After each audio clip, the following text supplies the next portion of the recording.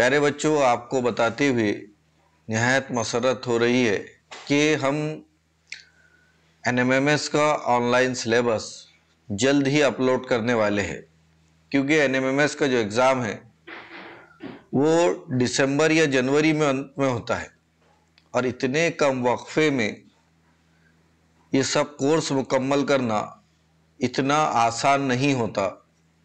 इसीलिए तमाम चीज़ों को देखते हुए और अभी छुट्टियां है, आपके पास भरपूर टाइम है, इसलिए ये तमाम चीज़ों को देखते हुए हम जल्द ही ऑनलाइन एनएमएमएस का कोर्स शुरू करने वाले हैं।